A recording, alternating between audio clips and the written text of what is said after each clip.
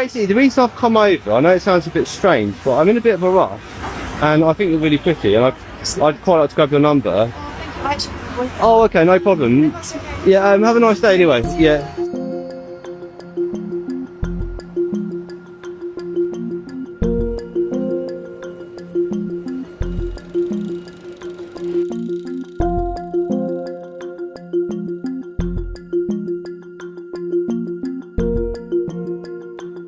It was so out of my control, which is the scary part for me.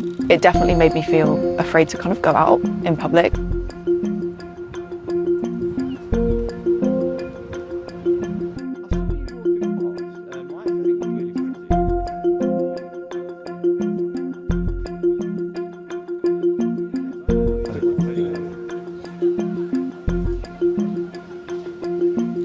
Within 6 hours of that video being uploaded online, it had about 50,000 views.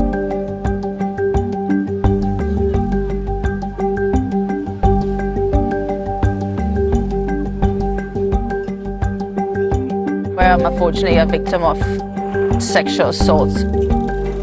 And then you get stuff like this.